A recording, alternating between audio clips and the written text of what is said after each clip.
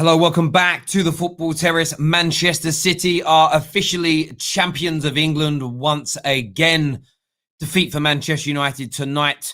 A weakened side, 10 changes from the starting lineup against Aston Villa at the weekend, and Leicester City earned themselves a massive 3 points in the top four race.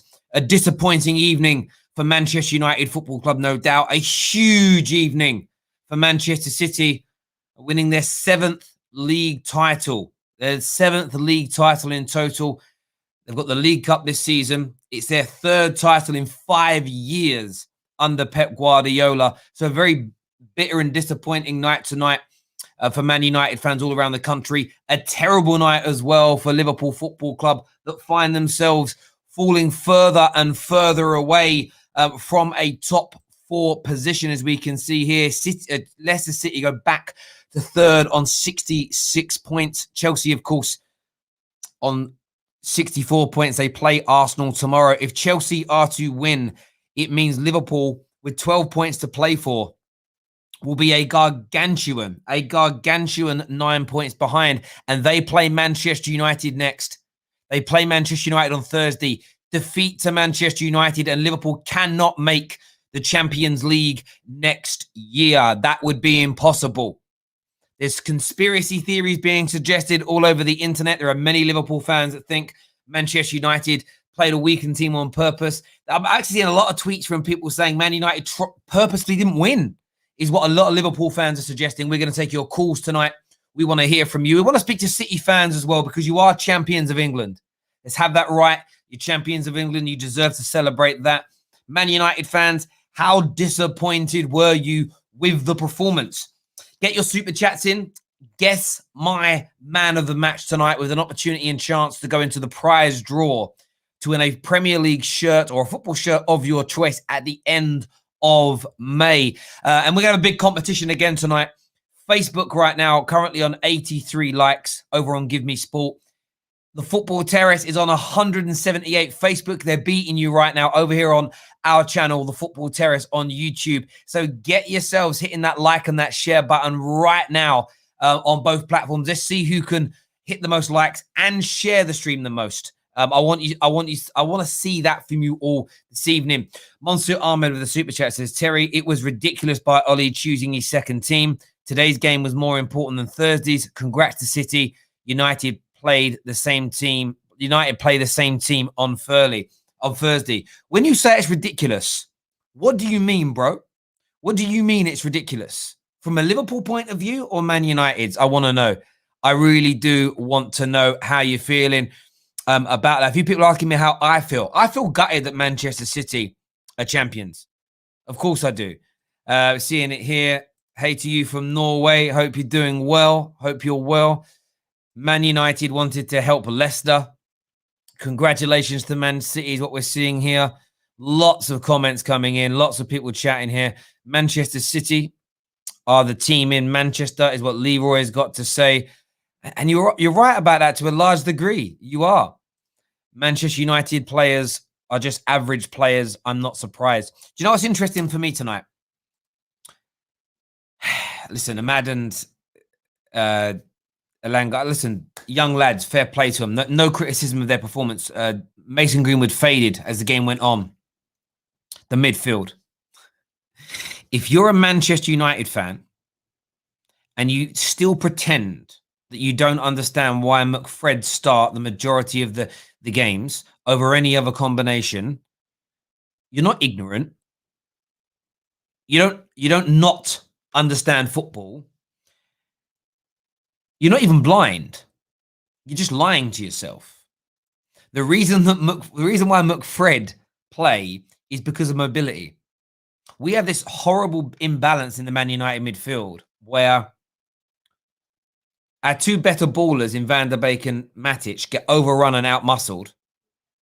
And the better two we have athletically in Fred and McTominay are not good enough on the ball. Major investment. We watched Ndidi perform a masterclass in the middle today. A better Man United midfield and the other sprinklings of youth around the place, I think would have been in a much better position myself. Jesse Dyer says today's game was more important to Liverpool, not United. And I hear that. I wanted to win though. Like as a Man United fan myself, although I try my very best to be balanced and as unbiased as possible, I still wanted to win the game, regardless of what it meant for Leicester or anybody else for that matter. But that's just my view. Got a comment here says Bay and Tuanzebe beaten Willian be sold ASAP. I thought Tuanzebe had a really good game tonight. Artem says Tuanzebe had a good game and deserves to play more. I was very impressed with Axel Tuanzebe tonight. I was very impressed with him. Thought Bay had a decent game. Greenwood got his goal, which was great. But there wasn't very many standout performances from a Man United player. De Gea with a very good save. A lot of people saying Tuanzebe was amazing. I agree with that. I think he was. We're going to be sharing the link very, very soon for you to all call in and have your say with us this evening. We are going to be doing that. We want to hear from Man City fans, or as we say, champions of England. I'm sure there's a few of you that want to call in. Barry Big says the best team won. Sterling stealing goals from a proper legend. I don't get. Tell me why. Maybe I'm confused. I don't understand. I don't understand the comment that's being made there. I don't get it. I really don't get it. Ndidi got megged thrice. What master? Being nutmegged is just, it happens. It happens. Ndidi had an outstanding performance in a game. What did those nutmegs lead to? You know, it's like saying a winger had a great game because he did a lot of step overs and skills. If he ain't setting up chances, if he ain't creating space for others to score goals, it's folly. It's absolute folly, in my humble opinion. Terry, would you take Ndidi? In a heartbeat, bro. It's not even I mean this with respect. That's not even a question. That's not even a question, bro. Of course I would. Every single day of the week. A man like Idris here says United fans buzzing tonight should ensure Virgil van Dijk's in the Europa. Listen, there are silver linings. There are silver linings that you can look for in life. Sinead here says, go get Ndidi. I hear you. Proud of the youth is what someone says here. Well, we'll gauge that tonight. I say we're going to be talking about the game in itself.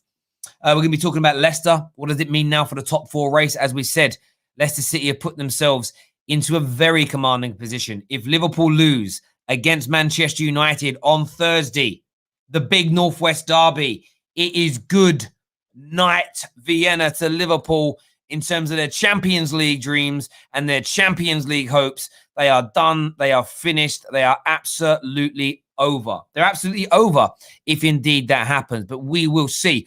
We're going to go to some calls now. We've got KJ. We've got Neeks backstage. First up on the show tonight, I'm going to get man like Neeks on to have his say about tonight's game. Make sure like buttons are being hit. Share this stream on your social media platforms. And if you're new to the Football Terrace, if you're watching, by the way, over on Give Me Sport, make sure I haven't actually shared the link. I'm going to share the link with you now over there for you to come across to the YouTube channel and have your say. Make sure you come across here and subscribe to the Football Terrace as well. It's very, very important you do that and turn on those bell notifications. Really, really important that you have the notifications turned on. So if you're watching on Give Me Sport, and you don't really know who we are, we're the Football Terrace.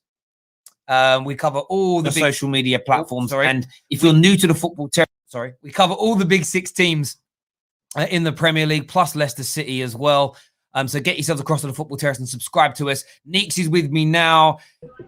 How you feeling, bro? Yeah, a bit of a damp squib overall. We lost. It didn't really mean anything, but it meant Man City won the league. So I'm not going to be celebrating, am I? I'm not like people talk. Oh, Liverpool. I don't really care. Listen, Liverpool got themselves in this position that they're relying on others to get into the top four. Not my concern. Not our concern. We put out a team, and I mean, at the beginning, I did my preview when the lineups came out, and I said we're probably going to lose based on the fact that Leicester need a win. Leicester are a good side. They're going to have their first team out there, and they got a good away record. Unfortunately, we haven't lost at home since January, but unfortunately, we kind of gave Leicester. I said we gave Leicester the 3 points based on the lineup, but we had to do it.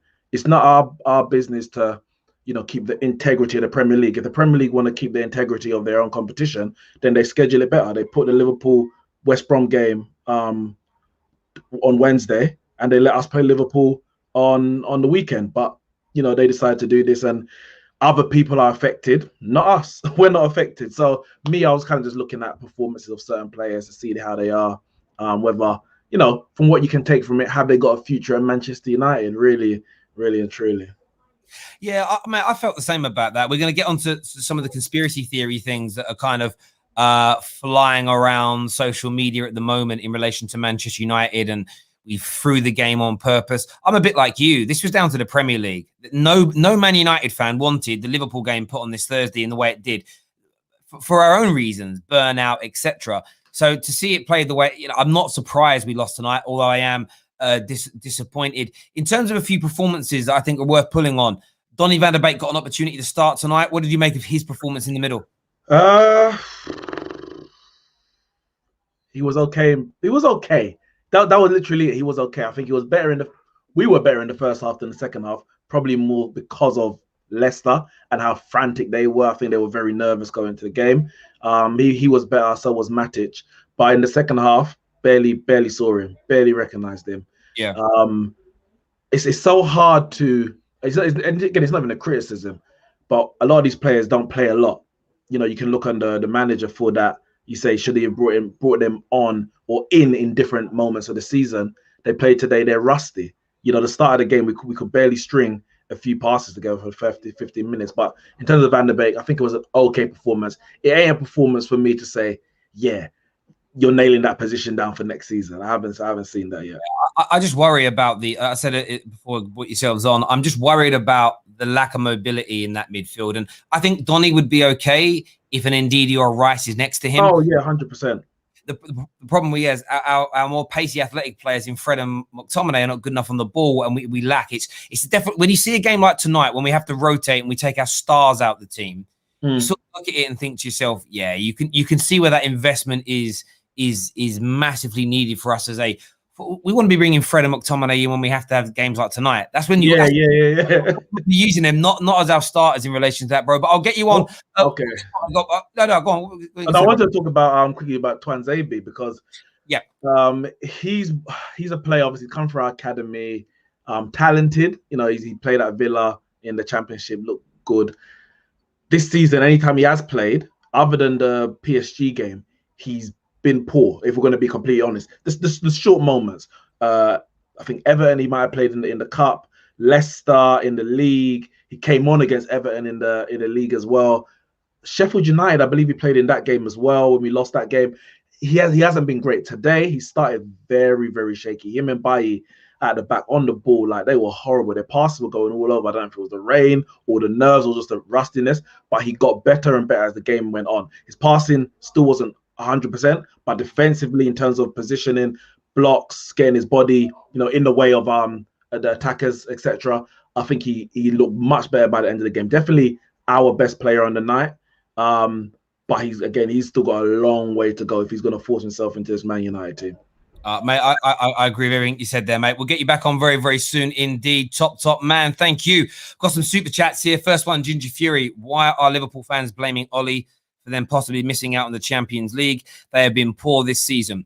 Listen, I know a lot of Liverpool fans, Strohs, the Rams, the Conroys, these individuals, and we shared the link in the group chat. Do me a favor, KJ and Nick, send it. I want to hear from some Liverpool fans. If they're anything about, I want to hear from them because they're good Liverpool fans. Any Liverpool fan trying to blame Man United and Ollie for them not making the top four is just trying to deflect from what is a clusterfuck of a season.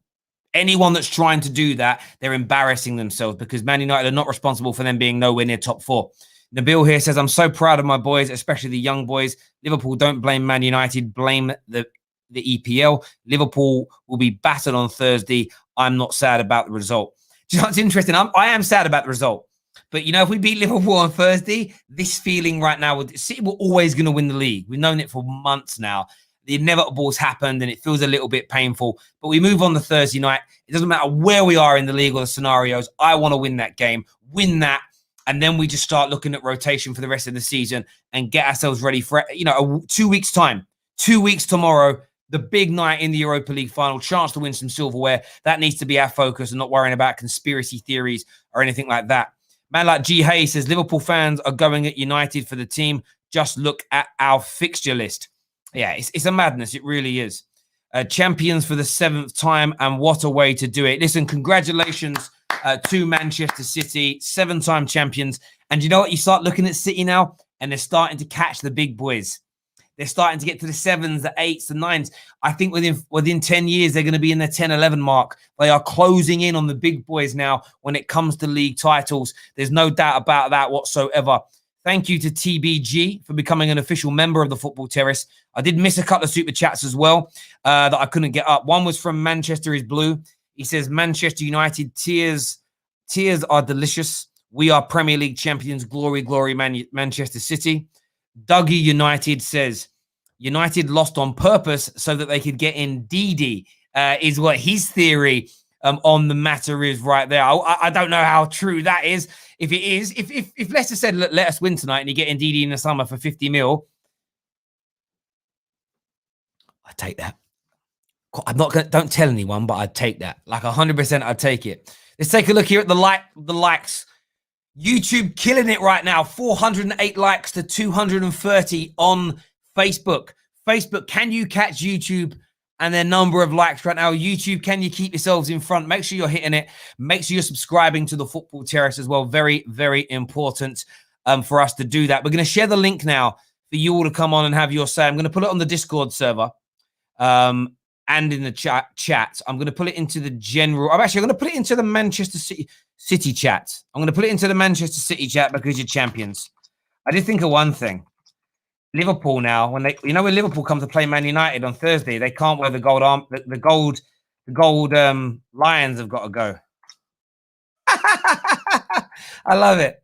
I love it. So the link's posted over on the Discord server, and the link is also posted. If you want to phone in and you are on Give Me Sports Facebook page, you can get that done right about now. Nabil here says, breaking news. Man City will be celebrating English League with 10 fans. That's not, no, they've got no fans. Sorry, I hear you there. Harold here says, City changed 9 players versus GHE. No, who is GHE? Why don't I know who that is? GHE. Why don't I know who that is? I can't work out who it is. Yeah, there's no conspiracy theory. I mean, it just isn't one, regardless of what that says. 21 is here. Oh, wait. All right. It's all right, mate. All right. Cheers, bro. Thanks for getting to me. Where's Lang and Sweet tonight? I thought Lang and Sweet would be here rubbing it in my face. Where's my man at? Man like Liam, thank you for becoming an official member, an official academy member of the Football Terrace. That means a great deal to me. Thank you. London here. London Trident says, Terry, you blame Premier League because of your fans. Well, look, the fans got the game called off. I hear that, but they didn't get the game called off to create fixture congestion, so that Ollie could rotate to lose to Leicester to ensure Liverpool didn't get the league. No disrespect. I'm not saying that Man United fans don't have intelligence, but they're not Einstein. They didn't think, right, if we protest today, it will lead to Liverpool not making it into the. Come on, you ain't believing that. Next on the show, my guy KJ's here. What you saying, bro? Yeah, I'm cool, isn't it? It is a game that doesn't really mean much in terms of our season. The only thing that I was wanting is potentially a draw with the team that we put out, so that we can just get closer to securing second and doing a count on Twitter, and then people getting stressed that I'm counting the points that we need. But I'm just like, I just want us to get second place. We need 4 points to do that. We've got 3 games left. We're more likely we're going to do it. But for me, today was more about assessing the young players, assessing the fringe players, and we got to learn quite a bit about some of them as well. And that's what I really cared about. I didn't really care about the result. It is what it's going to be. I said that if we're going to lose or draw or drop points in any of our last 4 games, or 5 games, it would have been these 2. It would have been this game and Liverpool. So I'm not shocked. I'm not surprised. I'm not upset. It is what it is. We move on. Players, though. Players. When people say Man United's got a deep squad, look how deep the squad is. Look how much money they've pumped in. It's all okay. It's all good. We have games like this. We have games like Norwich last year in the FA Cup, where we see that the squad is not as deep as people think. Brandon Williams is not it for me. I feel like he needs to either get sold or go on loan. I just don't think he's up to the standard. I don't think he will. I'd rather see Ethan Laird come back or Aspire experienced right back for cover. Juan Mata, gentleman of the game. He's done. You know what I mean? I feel like his time is over. He did some really nice little things here and there, but overall, his legs are just trying so hard, but I just can't keep up. Tuanzebe, he is a player that needs games. He is a player that needs games. As you saw the game go on, he got better. He started off poorly, but he was strong, he was resolute. He continued on playing. He either needs a loan. If he's not gonna get games at Manchester United, he needs a loan. He needs a loan, get his confidence back up, and then we assess him again when he comes back. And then who was the last? Oh, we've got three more. I'll come to them. But first of all, Donny van de Beek. Matic was the better one out of the two. I thought Matic was good today. Donny van de Beek was just not up to scratch. You can say that's because of he hasn't played games, and I think it is. He's just he's very rusty. He hasn't played enough game time. He's still adapting to the league. Next season, he needs a big season. Next season. Otherwise, I can't see. I personally don't see where he fits if he doesn't next season. Doesn't show what he's worth. And then you've got Ahmad. Great assist. You know what I'm saying? First start in the Premier League, first assist in that. You know what I mean? The future is bright. But now he's looking good. He did some nice tidy things. Elanga. He was okay. The thing about young players in these games, like you don't want them to mess up and make massive mistakes. You want them to just be okay and do well. He kept the ball when he can, gave it away a few times, but it is what it is. But Elanga did fine. He may need a loan move just to get more experience because you can see that there's something there. We just need to see when he's out there. And obviously, Mason Greenwood, my gunman fam. I love this kid. Beautiful finish, beautiful goal. And people that doubted him, stop doubting him. Stop doubting him. He's a young killer. He's a young shooter. He will be fine. He's going to be an absolute problem. And the rivals are already shivering, bro. You know what I mean? They're already looking at it. It's like, crap. You know what I mean? Like, they've got a good player here. So, overall, the game is what it is. Big up to the young players and Matic. Yeah, listen, I felt sorry for Donny tonight because he'll get an excuse that he just hasn't played enough, so he can't be too harsh. And I think that's a fair excuse to give. But like obviously, why isn't Ollie playing him? Maybe this is what he sees in training every day. The mobility isn't there and everything else. And sometimes you just sign players and it doesn't quite work. I'm hoping for a good preseason from him. You know, and I'm hoping he comes back into the team next year and he's playing better football. But I agree with you. Tonight, he just looked... If we had Scott McTominay in that midfield or Fred next to Matic, I think we would have stood a better chance. We wouldn't have got run through as easy. Of course, we had inexperience elsewhere as well. Brandon Williams just absolutely... Like, in terms of... He didn't do too bad defensively as such, but it was more just when he's on the ball. On the ball, he's just rash. Yeah, he's just bare rash and stuff, and it's just like, bro, like he ain't it. Nothing there, and as you say, we've got a deep squad in terms of numbers, but we just need 3 or 4. You know what we did last summer? We saw the improvement in the squad depth. We need another summer where we bring those 3 or 4 quality players in without losing anyone, and then you'll see that depth kind of broaden itself massively, mate. But look, we'll get you back on again really soon, bro. Thank you very much for coming on. KJ is going to stay backstage. We've got some super chats here to do. First one. Sorry, Liverpool, we tried our best. Just unlucky, you know, is what Yaz has got to say there. Man like Balogun says, Greenwood reminds me of a young Rooney, but needs to build more authoritative character to cement his number 9 role at United. Such a quality striker. Mason Greenwood isn't as complete as Rooney was at 18, 19, but he's a better finisher, in my opinion. He's now just 9 goals away from becoming the highest goal-scoring teenager in the history of Manchester United Football Club. What's there left? 4 or 5 games of the season in all comps. And then I think he turns 20 on the 1st of October. So the potential for 10, 12 games at the beginning of next season to break that record, I wouldn't bet against him doing it. I truly wouldn't. I truly wouldn't bet against that right now. Another super chat here says Mason Gunwood. with a couple of water pistols next to his name there. Interesting. I want to share something with you before we start. We're going to bring the boys back on. We've got Ram, Neeks, and KJ going to be the panel tonight, and then we're going to have calls from Manny, from Pav, from Bryant, Fixer, all going to come on. Ray, they're all going to speak what they've got to say. Plus, Abs is here as well. But I want to share this with you. I want to get this up on the screen here. This is the kind of thing Liverpool fans have been putting out tonight. If that was us, LFC putting that kind of team out, the same as United have done, we would get slated all over Sky Sports and social media and the papers. It's a joke. Another one here. So Man United protest causing illegal and thuggish behavior, but LFC gets lazily associated. LFC have been rescheduled when we weren't allowed in the past to do so. United play a weakened team versus our rivals Leicester, but can be rested in full strength for us. Not a mention of the by the officials. Man United playing their third team tonight, which will F us over big time when Leicester beat them. Bet there won't be many fan protests tonight. Yawning face. Take the effing P, it does.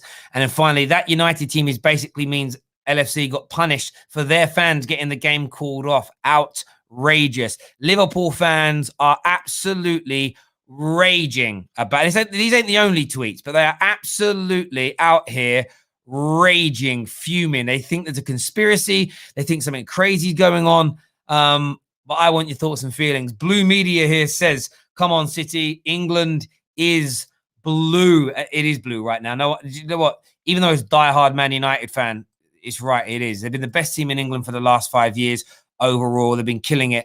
1-0 to Palace, by the way, against Southampton. Although that's very much a dead rubber in that game this evening. Surprising the Man United game was the early one. But there, I suppose, more rest time before the Liverpool game, maybe. I don't know. Let's get the panel back on here. We're going to get Ram on.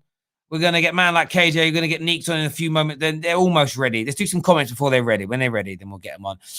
Shaka here says, if United win today, they would be 7 points behind with 3 games remaining. However, Ollie is more concerned about Liverpool, weak mindset.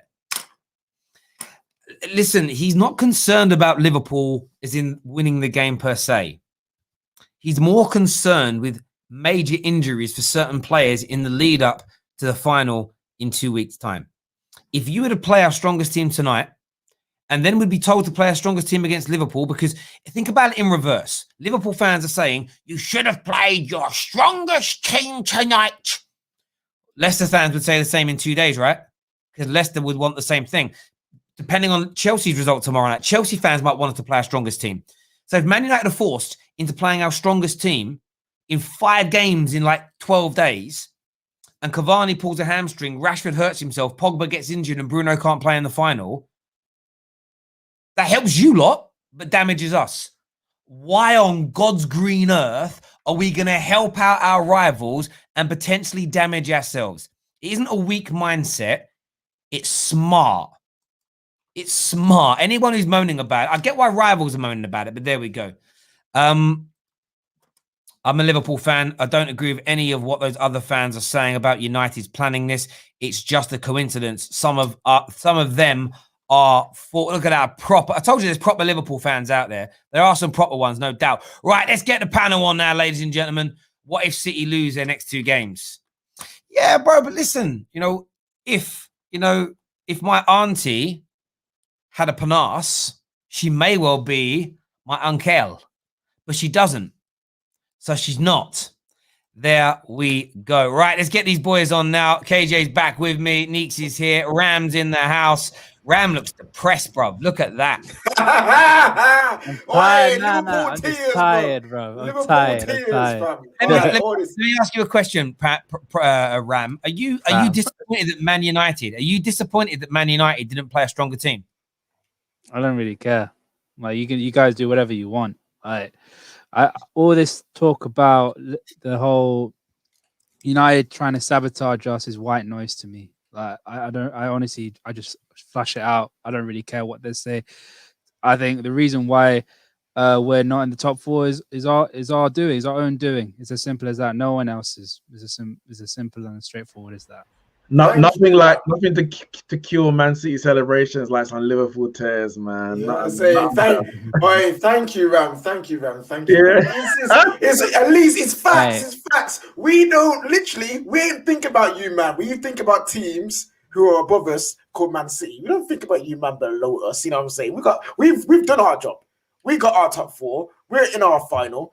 That ain't got nothing to do with you, man. We were thinking ahead to our game, and that's all it is. Liverpool fans, you should be crying at Mane, Firmino, Trent, Thiago, Alisson, those whack centre backs you've got. Yo, go cry at them. Go cry at them for being whack and putting you in this position. And it ain't our fault. Yo, me and Neeks, look, we're smiling. We're good. You know what I mean? We are good. Liverpool fans, yo, you guys do what you're doing over there, crying in the corner about your team. Don't come to us with your tears, fam. Actually, if you are, bottle it so I can drink it, fam, because it tastes sweet. That was crazy. This is what I got to say about Liverpool's top 4 hopes. Title winner this season. Couldn't care less. Could not care less. Could not care less. Listen, I agree. I just find it's embarrassing from some to try and deflect the way they are. I suppose it's normal to a certain degree from others. What's mad is, of course, it wasn't exactly this time last year, but I remember doing the stream where Liverpool were announced as champions when somebody else won. I just remember the euphoria. Can you imagine a year later, the tables turning this dramatically? Like, I could never imagine it. And like you said, I'm disappointed to lose tonight, but it doesn't feel like a normal defeat for whatever reason. It just doesn't, because top 4 secured, because we've got the final coming up. I'm just not that. I think it's the fact that we got the final. I think if it was without the Europa League on the horizon, I think we'll be a bit more gutted that, you know, Man City won the title. Obviously, we've accepted it, but because it's like, well, our bigger fish to fry at this stage wasn't trying to stop Man City, how unlikely it was still the Europa League. So it's like whether we win, lose, or draw today, the Europa League is the biggest game left of the season, which is a good thing that we still have something to fight for amid all the disappointment of the season. That and something to look forward to still, if that makes sense. And at the back end of the seasons are always weird anyway. And like, you've got to take a defeat at this stage contextually, because we will come second. Like, we've got some fairly simplistic games where KJ, we're gonna come second. Yeah, we're coming second. Don't worry about that. I'm doing my count. I just want to make sure we got it, baby. You know what I'm saying? No, I'm just relaxed about it all. Where is Zane, the Liverpool fan? I don't know. We're going to go to some calls now, though. It'd be great to hear from some City fans are probably all having a drink tonight, celebrating, having a bubble, doing what it is they do. First caller we're going to get on is man like Brian. We're going to get Brian on the air with us now. Welcome back to the show, mate. What do you want to say? Oh, man. I hate losing games as a Manchester United fan, but, you know, considering everything that's going on with the rest of the season, considering how things have been scheduled and how ridiculous that is, and a final to look forward to, you know, I'm not surprised that Ole made the changes that he did. It was exciting to see Alanga play, to see Ahmad start. We finally got to see Donny in the pivot and figured out that as a whole, he cannot play there. So we should stop asking for Ole to put him in that position.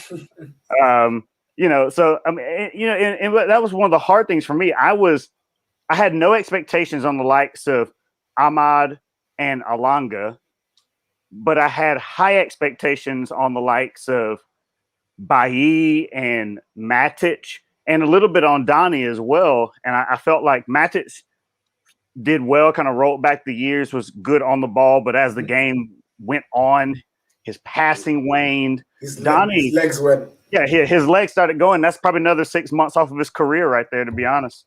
But I mean, I don't know. But for me, for Donny, it's a tough situation for him, because the only way he's going to get into this Manchester United team in the position where he's at his best is to outperform Bruno, or Bruno gets injured. Because he can't. For me, he doesn't have the athleticism to play in the pivot. He's not good enough, like with his back turned to players when he receives the ball to feet, to play really well in that position. And he's not progressive enough with his passing. So I don't know. Like, it's hard for me. I know he's a good player, but it's going to be hard for him to play in the position where he's at his best. And I think that showed tonight, especially as we lost control of the game in the second half. Mate, I think you're absolutely spot on there. And it's hard for a lot of people to accept because they want Donny van de Beek. I loved watching him at Ajax. I really did. I thought, and when we signed him, I was over the moon. But it just hasn't worked for him so far. But you're right. He is going to have to perform better when he's further up the pitch, which is hard because there was a lot of talk about maybe he could fit into those wide positions every now and then. Pog was taking that to another level in terms of sliding in there. And Bruno, just Bruno. And I know, technically on the ball, is Donny better than him? Certain things, most definitely. But the impact that Bruno has had, Donny's just got a very, very tough fight in his hands. For me, it's just the whole self-initiative thing, not being solely reliant on system and other players being X, Y, Z position for you to work well. Like, you're going for a run, go dribble, go create a space for someone. You know what I mean? Like, do a bit more, and that's all I want because I know he's going to hit him. It's so hard for him because he's a quality player. Like, he's a quality player. His second nature. So his second nature is the pass and move part. It's a system. Them Ajax boys grow up. They eat, drink, breathe, and sleep the system. So this is his first step outside of it. It's difficult. For 23 years. Like, when you think about it, he was probably playing like total football in his garden with his dad, learning that, before he goes to the academy.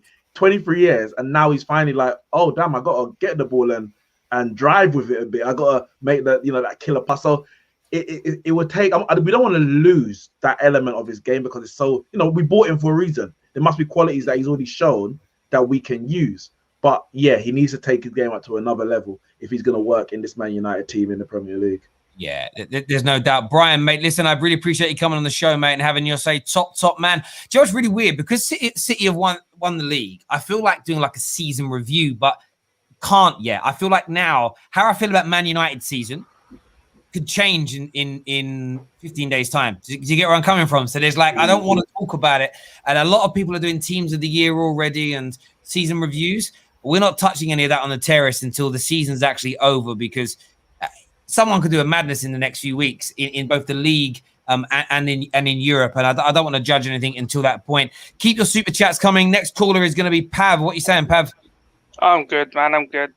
I just want to start off by you talking about these Liverpool fans. Like someone said earlier, like they're enjoying the tears of United. Like I don't see any tears coming from United.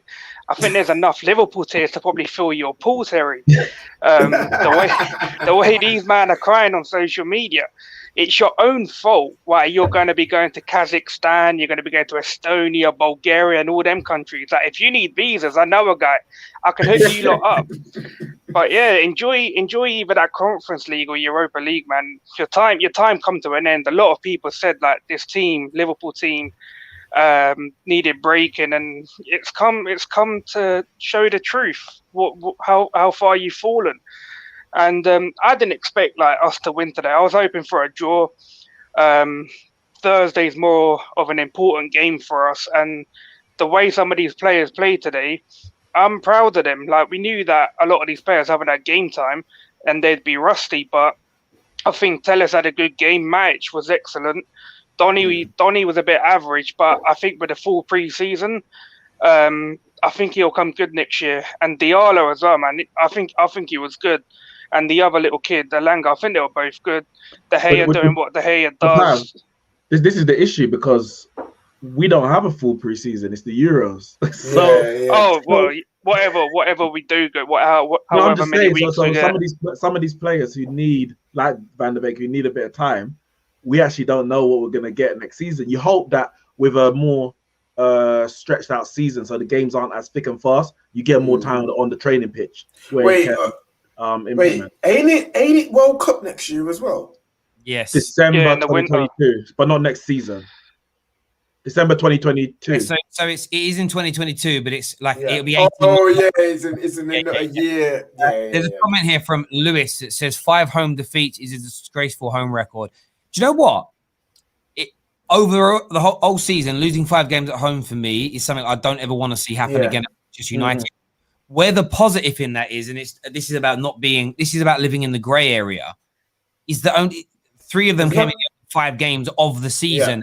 So we've improved dramatically. So it's a bit like people say things like, why are you celebrating the unbeaten away record? Why, we were unbeaten in 14 games today, which was I think is our longest run in 8 years, I believe.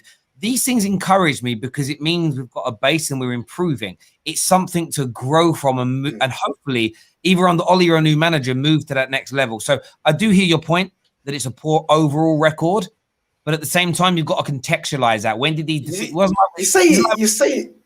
You say it's poor, but when you look at it and analyze it from everyone else's position, it's really not. Like the annoying thing is all of our losses has come from home. You know what I mean? That's frustrating. Like every single one of our losses this season has been at home. But if you analyze it and look at everyone else in the league and look at take everything contextually, well, interestingly, it's not that bad. It's not that bad. Looking at this here, I never thought about that either.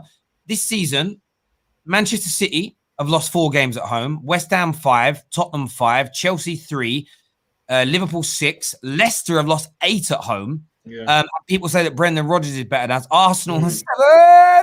I think that this has been next season. Man United's away record, by the way, I think has been bettered because there's been no home fans. I think everyone's home form has been slightly damaged because there are some games where I feel like Liverpool fans have kind of used it as we would have won the league if our fans were there. No, but I definitely think there are some games like the Burnley defeat where the crowd would have got them up, or the crowd would have. I'd say where Liverpool wouldn't have got beaten 7-2 with a crowd was when they got beat by Villa. When they got that goal back to make it 2-1, I think in a normal season the Villa fans start getting nervous and the Liverpool fans get up, and that mood changes the ethos. So I'm intrigued about next season. Yeah, they were 2-0 up, and then Liverpool got a goal back, and it was 2-1. Yeah, but wasn't it at Villa Park? I swear it was at Villa. Yeah, but still, home fans would become nervous, and the 4,000 away fans would have perked up. It's going to be an interesting dynamic next year for everybody to have fans back again. Who then raises their game, who falls away, as an example. So yeah, Billy, it'll be intriguing. Pav, mate, thanks for calling up as ever, mate. Really appreciate it, bro. Cheers, bro.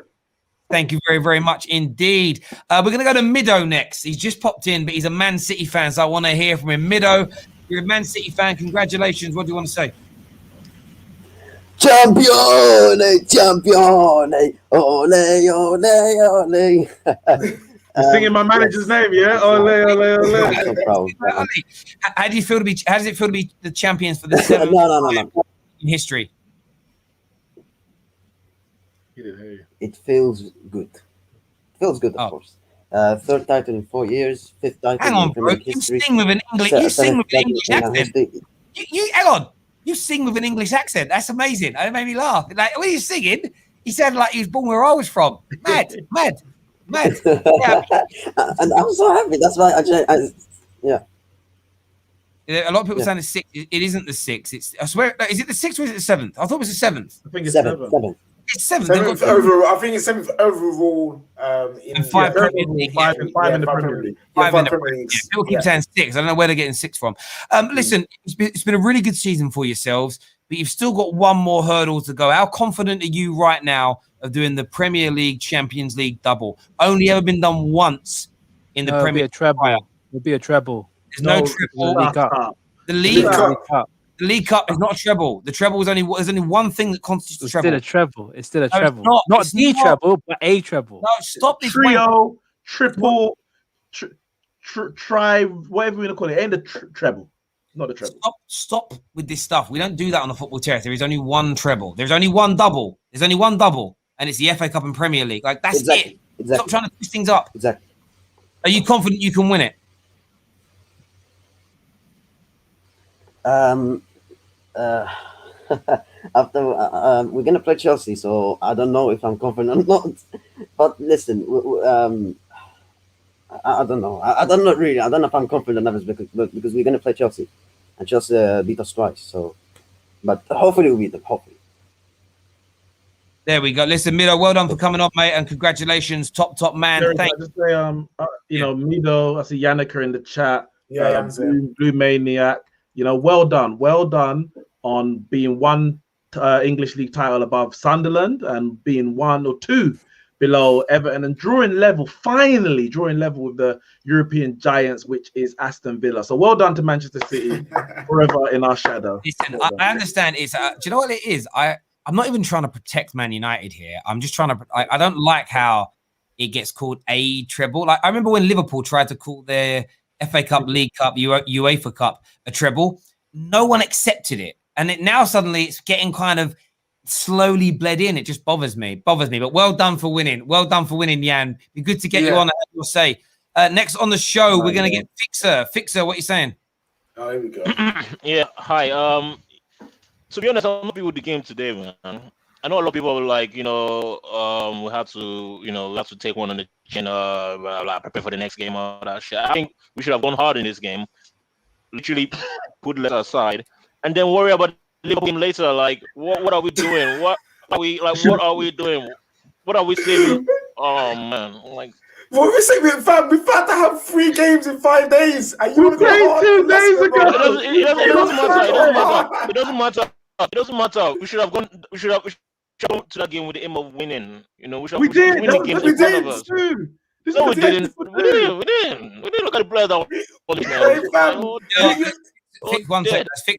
Fixer. Your connection's awful. I don't know whether it's because you're using a Bluetooth headset.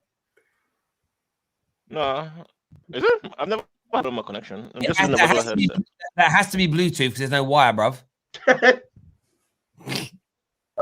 It's kind of Bluetooth, but it's not. The dock is connected to the computer. It's just the headset that's away. So I wouldn't say it's Bluetooth. No, it's more like it's still wireless. Anyway, it's still wireless. Wireless, yeah, bro. The connections, we can't really hear you too good. Try call back with a slightly better line, mate. And we'll get you on to speak a bit more. I love this guy though. Sorry. It's just really bad. He's like have hope, but discount version. You know what I'm saying? Like...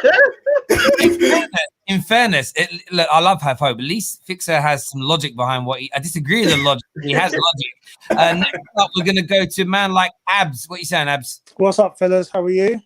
Yeah, all good. What do you want to say, bro? Firstly, Liverpool fans, stop your crying. It's starting to really annoy me. The voice notes I'm getting right now is really, really making me laugh. Firstly, why are people shocked? Ollie said, quote him, people are going to be shocked in my lineup.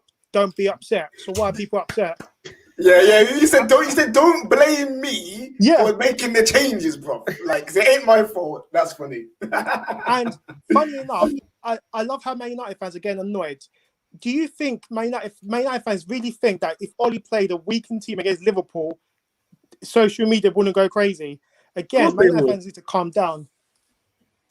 Yeah, listen, it's what certain people, whatever Ollie does, they kick off about. Like we already know that, don't we? Like we already know that. And it wasn't going to be the other day. I must have seen about 100 tweets from different people with variations to the same point around. I've always said Ollie's a liar. Watch Ollie lie about this and play a strong team 3 games running. And it was almost like you could read it in their tone. It was almost like they wanted him to do it. And I just was like, it just made me feel a little bit sick, really. I was like, this is an unfortunate situation that we, the fans, created, by the way, but we created this because of what we did, and the Premier League messed us about, and then people are moaning about it. That's why I'm not overtly angry, because it's just impossible to be with the circumstance, as it were. But there we go. Listen, Abs, thanks for coming on, mate, and having your say. Top man, thank you. Next on the show, we're gonna go to Eddie. What you saying, Eddie? You can hear me? Yes, bro. Who do you support, Eddie? I'm a Man U fan, man. I'm not gonna lie to you. They kind of kick me around every now and again, but I'm strictly a Man U fan. I think for me, I hear people saying, I hear the understanding of where we are in relation to the games we have, but I just cannot get over how we structurally set up. I understand we have to look ahead. You could play your starters 45 minutes, get them off, give us something of an actual solid foundation to lean on towards the game. But when you put in all these kids who still wet behind the ears, we're still behind the 8 ball. I can't continually just see us get beat on the back post from free kicks game after game after game and not look at the manager and not be upset with this manager game after game. Like, that's my whole thing. Eddie, what I'll say is I agree in terms of those corners. We keep conceding from corners. Yeah. That's not to do with us playing kids or young players. No, that's what I'm getting at, the structure that we Okay. Whatever Ollie is doing, whatever he's putting forth in their heads continually, this is how we lose our games, especially games that have some importance. You know, even I say Everton, what's the other one? Sevilla last year, Southampton during the after project restart. Yeah, like it's the same loss every time. It's not like there's a variation. I think we've conceded about 12 goals from set pieces. 12 goals from set pieces. It's not good enough. 100% is not good enough. And if we're looking at, we can. You're right. We can say we're finished second. We're going to have X amount of points, only behind Man City, winning Europa League, blah blah blah. But we always have to look at what can we do to improve. Whether that be the home record, whether that be not going behind in games. And one of them is 100% set pieces. We haven't conceded many goals this year. But the fact we conceded one of the highest third of them is third of our goals are set pieces. So from general play, we're not defending too bad as much as everyone gets criticism. But clearly the setup, regardless of whether it's Maguire, Lindelof, Bailly, Tuanzebe, we keep conceding for set pieces. So 100%, that has to be on the training ground between the manager and the coaches. But it's a side note on when you're looking at the overall season as a whole. Yeah, I think Ollie's biggest mistake this game, like in isolation, was probably making the subs just before a set piece. Obviously, it's like an unspoken rule in football where it's like, don't make subs before a set piece because it could disable things and players coming on aren't mentally ready yet. Like we just saw today, Marcus Rashford just losing Sionchu. That was for me. That was Ollie's only mistake today. It's a tough one. Sorry, Eddie. Quickly, I agree. You're not supposed to make substitutions at set piece. However, because of everything that happened before, we were probably as likely to concede from it with or without the substitution. So it was a great cross. It was a great cross. But you cover your own back by not making it. I get that. Yeah. And that's and honestly, I can hear people who push back on people who criticize this manager to an extent, but I'm just going to be honest. For me, he never has been good enough, and he never will be. But I appreciate the fact that he has remarkably, without a doubt, put the sense of pride into that badge in every player. Like when every player steps out, I don't have to question whether or not they're playing hard. So I'll give that credit to Ollie. But I've just been so shocked week after week with the tactical decision making. It becomes harder and harder for me to change my mind about what he's able to do. I understand that. So again, listen, I appreciate you what you're saying. I do, because I also believe that he isn't good enough to win us a Premier League or a Champions League. I don't see tactical mistakes. I think we do as fans because we're not winning. I think we're all guilty at our own clubs when things aren't going well. We all overanalyze everything, or we start to notice the flaws. So Firmino at Liverpool, he's been no different this season to last year. But because they were winning, nobody cared. If we were conceding from these set pieces, Ollie was making some of the same decisions he makes in games. We were currently, we just won the league. You wouldn't care. You just wouldn't, because you never look at the faults. You never look at the flaws. You never look at the issues. Where my frustration would creep in further with Ollie, or I would get frustrated, is this. We know that we need to improve from set pieces. If we're just as bad next year, it's, well, what have you done? I know this season's been very hard to work on tactics and changing things that we do, because there's barely time to train on new things because you're always preparing for games, as an example.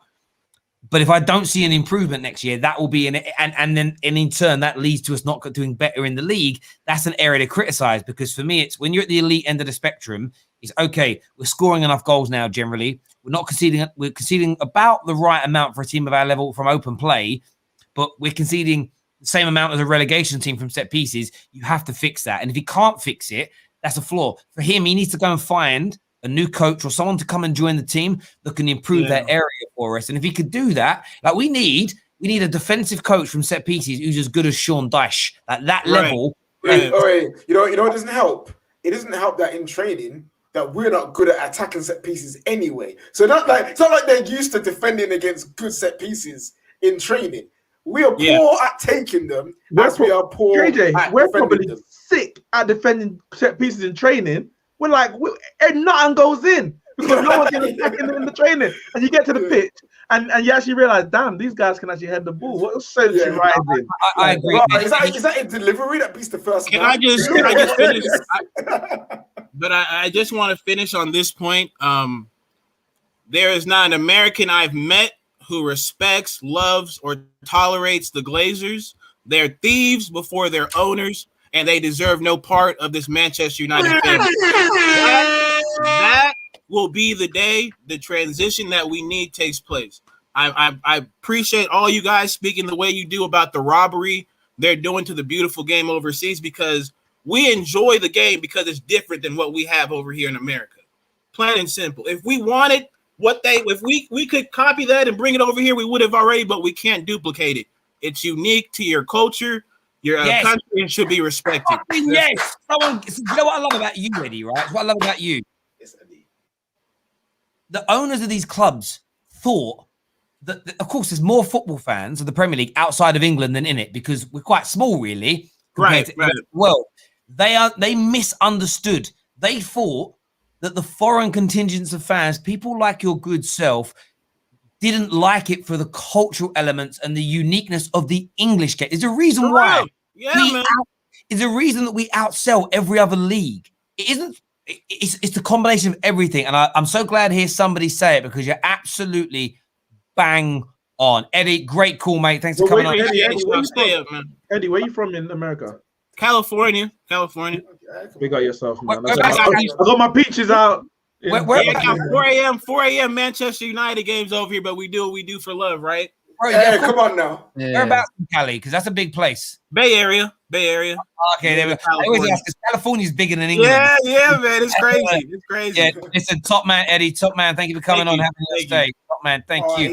Inject that speech into my veins. I love it. That's the point. It's every time I speak to someone who loves football and they're from outside, it's the uniqueness of our game and what we do. It's one of the things. I remember speaking to a TV executive years ago, ever before I did YouTube, about this, and he was saying what's making the one of the biggest selling points when they like poll people at what they love about the Premier League when they've done this abroad is they love to turn the sound. It goes, the unique sound that the crowds make is a big selling point to people of why the Premier League over other leagues. The overall quality of football, if you start introducing football to a new audience of people, it can be samey. So this one's nice, that one's nice, but it's the overall package. And a big part was the fans. A big part was how we consume football and everything else. It sold brilliantly. It's been packaged well, but it sells well. And it's why fans hold the power when it comes to ownership. Because if fans stop going to games, you take away one of the biggest unique selling points that the TV companies have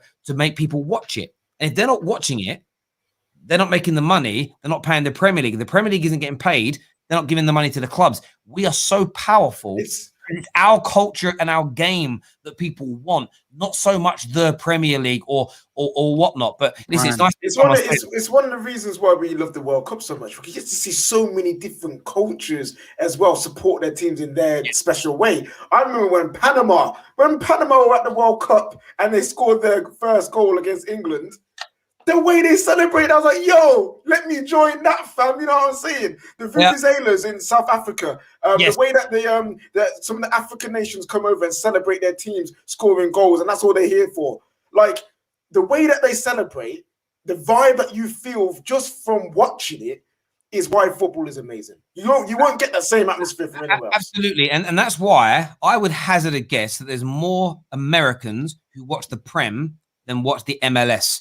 Same sport, but it doesn't. Whenever I've watched some LMS games, doesn't even look like football. The crowd noise is nothing like us. I've been to an MLS game. It is dead, bro. It is dead. Exactly. And that's why people buy into it. And we just and ours is, when I say like the Premier League's the best league, I don't care.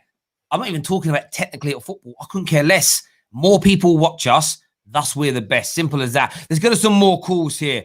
Abs is with us. What are you saying, Abs? So first and foremost, congratulations to Manchester City for winning the league. You know, by far the best team in the country. We can't really hate any rival fans. But also, I've just come speak on Leicester. First and foremost, everyone was saying, you know, Leicester weren't going to get top four. Rodgers the manager. I just want to highlight again, and this is specifically targeted at Arsenal fans who keep complaining about their owner and stuff like that. That's what happens when you have a good manager with good recruitment and a good long-term vision.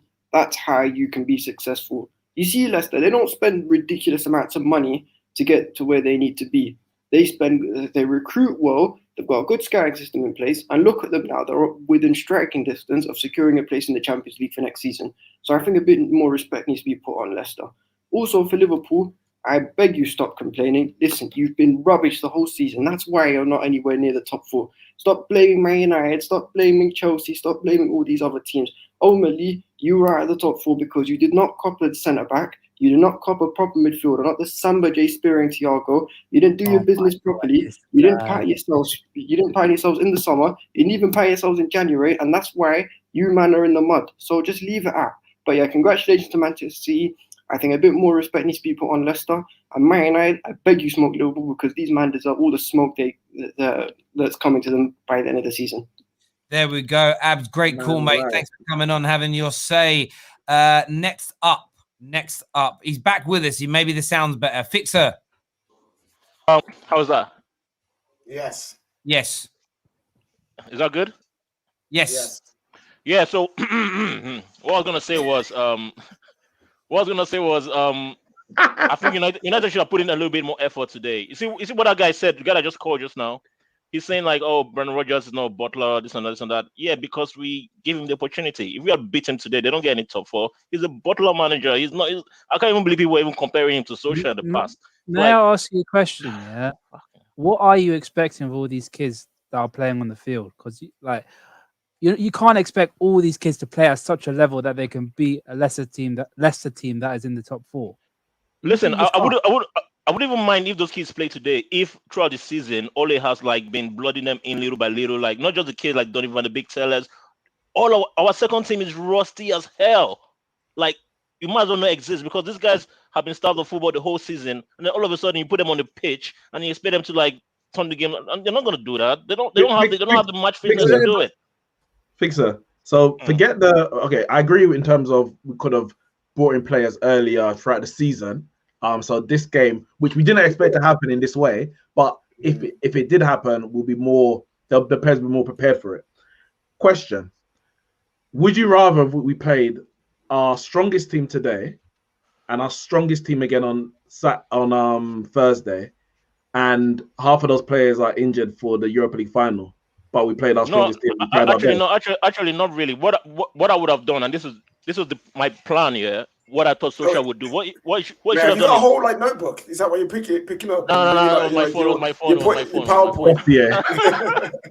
No. So, but what you should have done is you should have played the strongest team today. Even if not the strongest, at least put a little bit more quality in that team. I think you should have played Bruno from the start.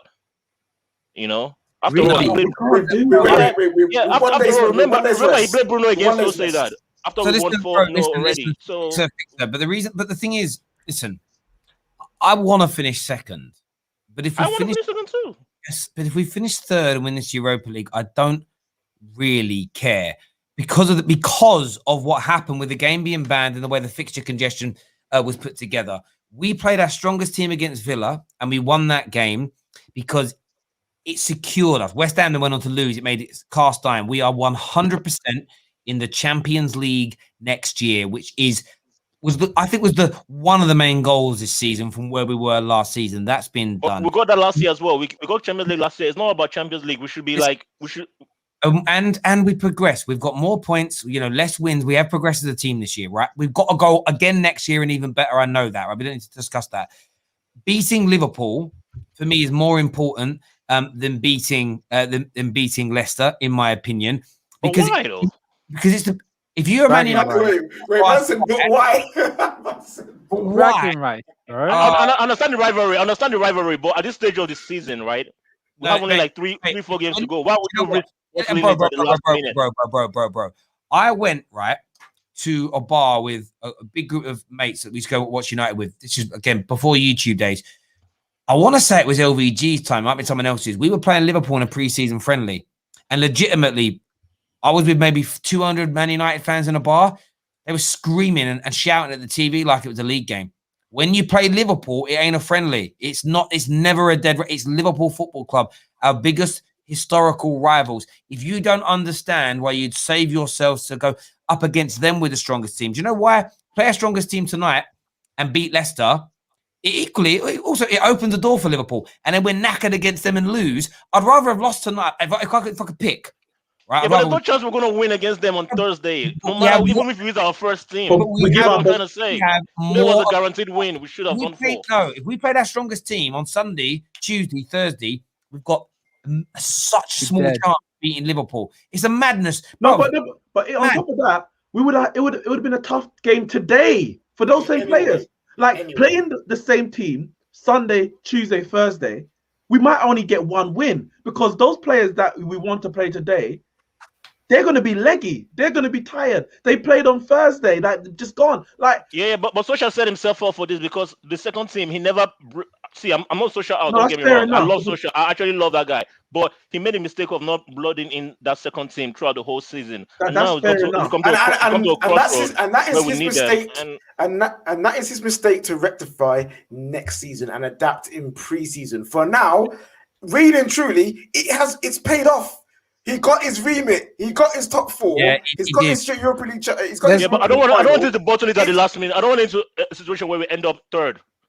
What's the difference between second and third? Like, there's a difference because last season we came third. What's the point of going through all that stress the whole season? Well, you're in the European final. The thing is, you gotta. We'll be in the European final even if we came fourth already. That's not the point. You've got to add the context to it. You've got to add the context to it. What is third to fourth when Man City win the league by how many points left? There's nothing. It doesn't mean anything. For one, 2, we have improved as a team, but that doesn't stop other teams improving. Chelsea, the way they've improved is so much, but literally this season so much better than us. Unfortunately, that if they finished second, they would have deserved it. And what I'm looking at is points total. If I finish third with more points than last year, then we've improved. That's all that matters. I can't help if Chelsea improve exponentially. And but we've been second for like I've got another caller, Kobe Rose, backstage. He looks like he's desperate to come on and say something. His arm's been flying around. What do you want to say? Well, first of all, I think it's a madness to think that we could have played the full team today. We would have got battered on against Liverpool, and then everyone would have just blamed Ollie for that as well. So he can't win. He can't win. Regarding Van der Beek, by the way, I don't know what people see in him in the pivot. I don't think he can play there. His positional discipline isn't good. He always drifts forward. He's a 10, not like Bruno, but he's not a creator. He's more he's like a better Jesse Lingard, if you know what I mean. Like, he can find those spaces in the box. You're saying almost like a Thomas Muller who relies on off the ball movement. Yeah, like if we had Sancho, I think you would have seen a lot more Van der Beek, and he would have been better because they could play off each other, kind of like Martial and Rashford did last season, when Martial used to drop and come wide a bit. I actually missed that. That was and we may definitely see that. Kobe, mate, listen, thank you very much for calling in and having your say. We're right near the end of the show now, mate. Top man, Kobe. Thank you. Can I just say something quickly, Terry? What's all this talk about us even dropping to third? Leicester have still got to play Chelsea. So one or both are dropping points. We're 4 points ahead of Leicester with a game in hand. We're 6 ahead of Chelsea, having played the same amount of games. We literally, let's be honest, we need 3 points to be fit to finish third because we got a superior goal difference to Chelsea. We need 3 points to confirm second place. Exactly. We're getting Chelsea and Leicester. We're gonna get 3 points out of one of our last 3 games. We'll go to. Sorry, mate. There's a comment here that says Manchester City's second team couldn't beat Leeds with 10 men, and Pep rotates his team regularly. Leicester are a better team than Leeds, so stop crying. Context is really important, and I think Yeah, I'm freaked out by some people's criticism. I think you should just be happy that you play the kids. Like literally. The United fans, all about everything about United is all about one of the main things is about your heritage is bringing in youth, and you should be happy that you're seeing a lot of kids being played, and Ollie bringing in those kind of players like Greenwood, Diallo. I can't remember the other ones, but yeah, you guys should be happy that you get to see a couple of young. No, I do get that, and I've got a lot of people waiting backstage to come on, but I literally don't have any more time tonight, so I'm so sorry, everybody. I genuinely am. We'll be back live again tomorrow, so we can talk more then. G Hayes says, okay, he didn't use his second team. True, however, at the same time, maybe if he did, we might be lower in the table. And these are the points. These are the points here where for everything negative I often hear said about Ollie, there's a counter argument which people just don't ever want to listen to. Like, no, it can't be true. Yeah. Like, And that's the thing. They say these things, but I'm like, but are you actually looking at where we are? It's worked. You know what I mean? It's actually worked. If it wasn't working, I would understand the upheaval and the criticism, and he needs to do X, Y, Z. But you're complaining while the plan is working. Like, for me, it doesn't make sense right now. 110%. Listen, everyone that's tuned in tonight, you know how much we appreciate it. Everyone on the Football Terrace, everyone that's watched over on Give Me Sport as well, a massive thank you to you. Please come and check us out here at YouTube.